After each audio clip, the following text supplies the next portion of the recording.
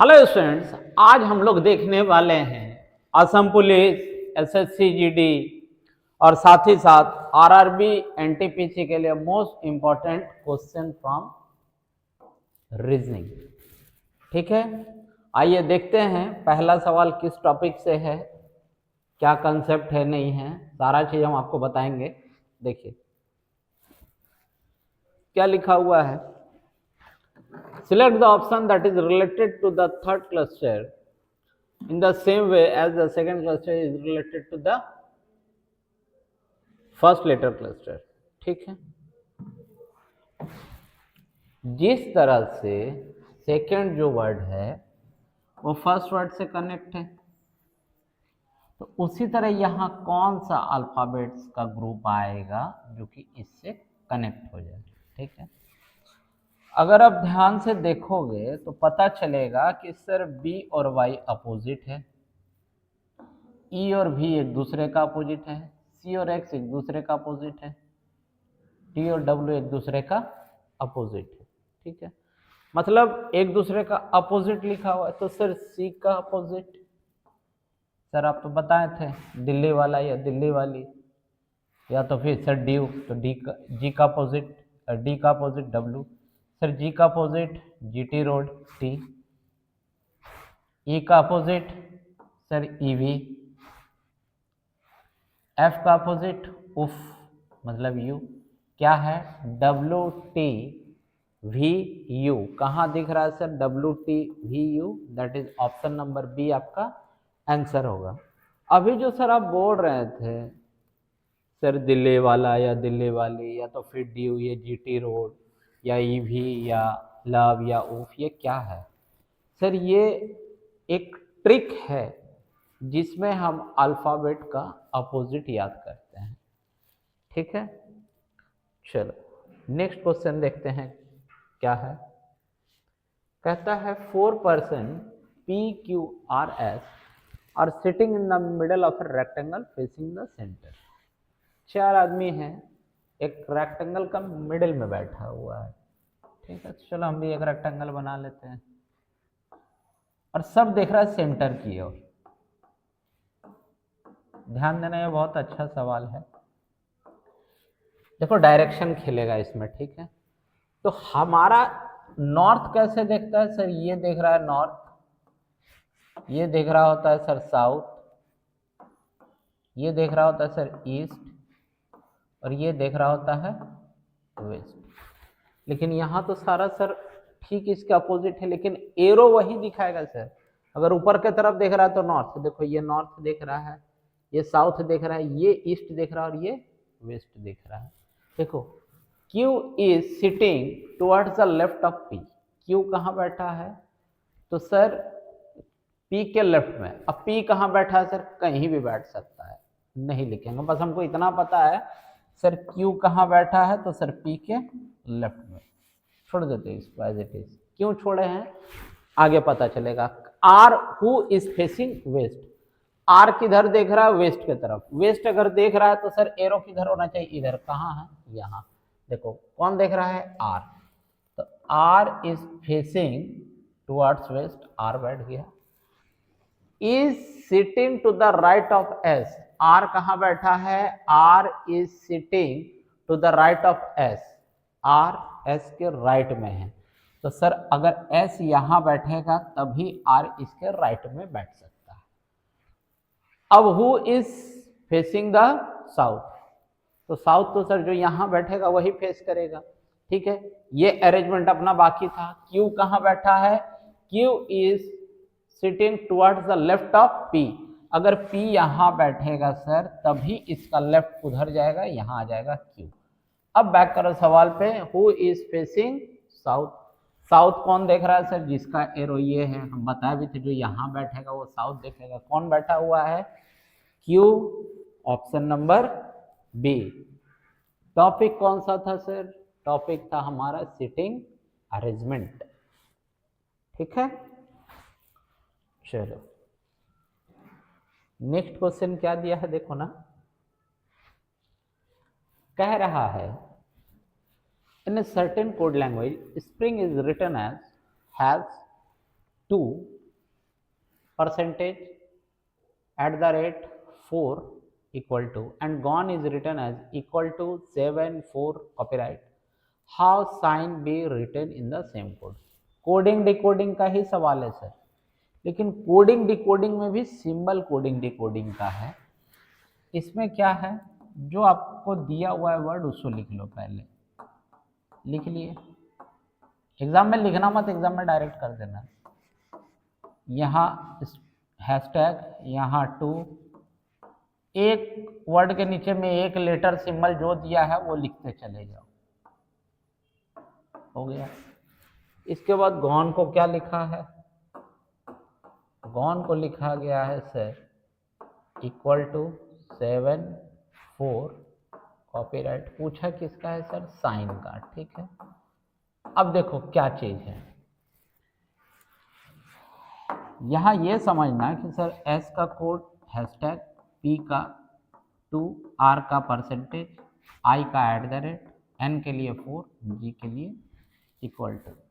कैसे मान ले सर, यही है, देखो जी यहाँ इक्वल टू, जी यहाँ पर भी इक्वल टू है, ठीक है।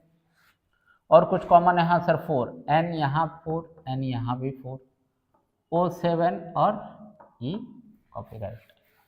अब शर्त ये है भाई कि जो भी वर्ड पूछेगा ना, इसका का सारा अल्फाबेट इससे और इससे मिला करके आना चाहिए, इन दोनों से मिला करके ही, कुछ अल्फाबेट वहां से ले लिया, कुछ अल्फाबेट यहाँ से ले लिया, ऐसा है। तो एस के लिए क्या कोड है सर, एस के लिए है हैशटैग। तो इसका मतलब सर ये तो ऑप्शन से पहले एलिमिनेट हो गया, ऑप्शन नंबर बी। इसके बाद क्या है सर, आई, आई के लिए क्या है सर @ ऑप्शन से, अब ये एलिमिनेट, अच्छा दोनों ऑप्शन एक ही बन गया है वहां पर, नहीं, इक्वल टू और एन के लिए 4। हालांकि आपको इस तरह से ऑप्शन वहां नहीं मिलेगा, ये भी हम बता दे रहे हैं। इसको कर देते हैं कॉपीराइट, आंसर कर दो इसको, ऑप्शन नंबर ए को, ठीक है। होता है टाइपिंग मिस्टेक, ऐसा नहीं है, हो ही सकता है, अच्छे अच्छे एग्जाम में हो जाता है भाई। देखो नेक्स्ट क्वेश्चन क्या है, डिस्टेंस एंड डायरेक्शन का सवाल है। कह रहा है Kamal walk 30 metre toward south and turn to his right and start walk straight till he completes another 30 meter, then again turn to his left, he walks for 20 meter, he then turn to his left and walk for 30 meter, how far is he from his initial position? देखो direction तो हमारे पास यही है, कैसे, here it is north, इधर south, इधर east, इधर waste. कमल कहाँ जाना शुरू कर रहा है, टुवर्ड साउथ, कितना जा रहा है सर 30 मीटर। तो ये देखना, ये पॉइंट हमेशा बनाना अपने लिए कि sir this is the initial point of Kamal. कहाँ जा रहा है, 30 मीटर गया सर, किधर सर, साउथ के तरफ, ठीक है। अब साउथ की तरफ जाने के बाद क्या किया, 30 मीटर जाने के बाद वो राइट टर्न लिया, राइट टर्न लेगा तो किधर जाएगा सर, सर यहां से अगर राइट टर्न ये लेता है तो ये चला आएगा सर वेस्ट की तरफ। और कितना आया सर 30 मीटर। सर देखिए ना सर, आपका ये 30 मीटर का लाइन और ये 30 मीटर का लाइन जो है ना छोटा बड़ा है। अरे भाई तुम वहाँ इंची टेप से मेजर करोगे, अपने लिए बनाओ ना, 30 मीटर लिख दो, कहानी खत्म हो, तो मीटर भी ना लिखे। Then again turn to his left, अब लेफ्ट लेकर के जा रहा है 20 मीटर, यहां बनाएंगे तो आपको दिखाई भी नहीं देगा, इसलिए यहां बनाने दो। इधर आया 30 मीटर, राइट टर्न लिया 30 मीटर, ठीक है। आगे लेफ्ट लेकर के जा रहा 20 मीटर, यहां से अगर लेफ्ट लेगा तो आएगा साउथ की तरफ 20 मीटर, ठीक है। Then it turn to his left and walk 30 meter. अब यहां से अगर लेफ्ट लेगा सर तो फिर ये आ जाएगा ईस्ट की तरफ, कितना 30 मीटर।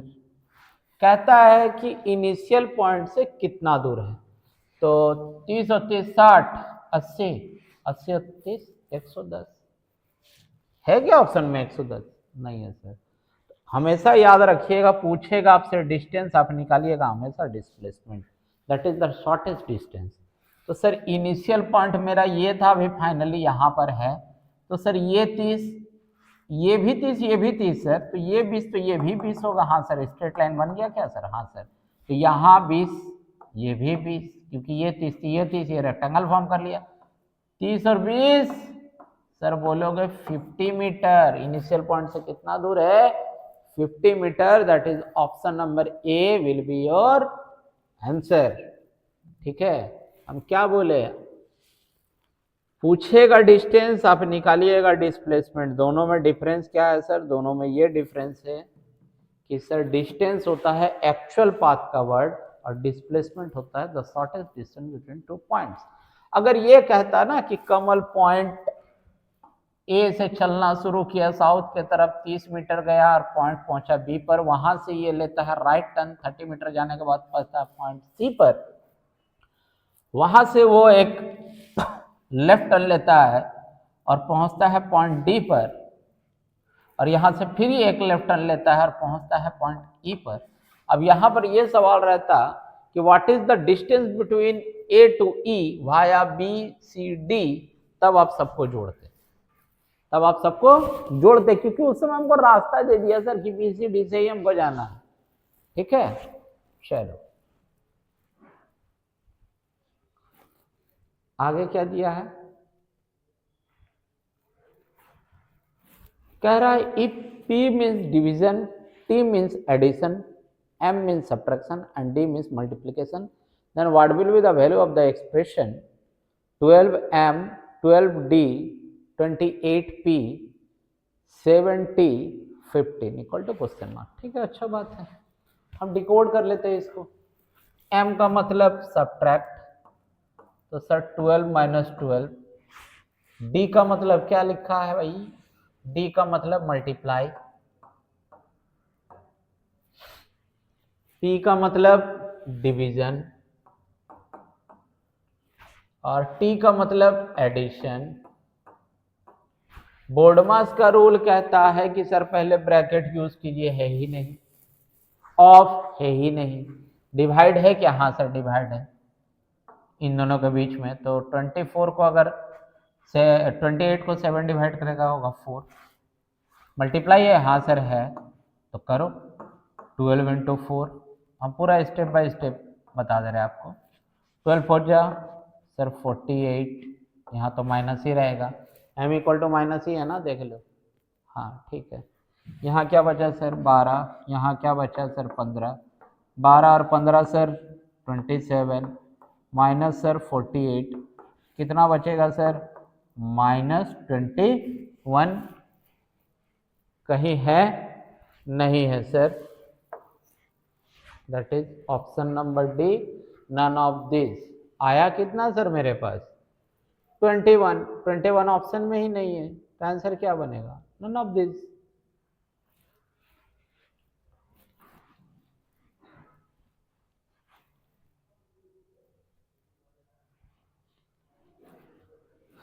देखो, in each of the following question choose one word which can be formed from the letter of the given word।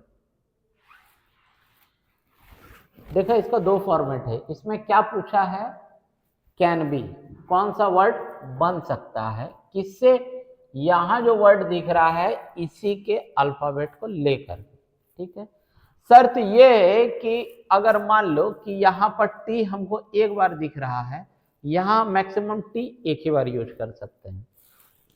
जो वर्ड यूज है ही नहीं, मान लेते यहाँ कोई अल्फाबेट सी यूज नहीं हुआ, तो सर यहाँ पर भी सी यूज आप नहीं कर सकते हैं। कैन भी है सर, अल्फाबेट सारा यहीं से उठाना पड़ेगा, ठीक है। इसको चेक करते हैं, आर है, हाँ सर आर है, ओ है सर, एस है, टी है, आर है, ई है, एम है, तो कैन भी बोला है, तो आर ओ एस टी। देखो आर दो बार कहाँ है भाई? आर तो मेरे पास एक ही बार है, नहीं यूज कर सकते हैं, नहीं बन सकता है। देखो अगर यही कंसेप्ट आपको नहीं पता तो तुम बोलते तो सर आर तो था, क्या दिक्कत है? दिक्कत ये है सर कि यहाँ पर आर एक ही बार है और कहीं है आर नहीं है, यहाँ 2 बार आप यूज कर ही नहीं सकते हैं। SER आगे है MON, हाँ ये बना। और 2 को चेक करते हैं कि क्या स्थिति है। ठीक है, मेरा आंसर तो आ चुका है बी, खाली सी और डी के लिए हमको इरेज करना पड़ रहा है। TR ए है ही नहीं भाई, ए तो है ही नहीं, भी खत्म। इसके बाद क्या है SEV, फिर से ई, ठीक है चलो ई है, फिर एन भी है, टी भी है। अब सर ई एक बार, 2 बार, 3 बार, यहाँ कितना बार है? 1 बार, 2 बार, 3 बार, 4 बार। पॉसिबल है क्या सर? नहीं है पॉसिबल है। तो ऑप्शन क्या बनेगा? तो बनेगा सर मेरा ऑप्शन नंबर बी। ठीक है, चलो धीरे धीरे हम लोग लास्ट की तरफ जा रहे हैं।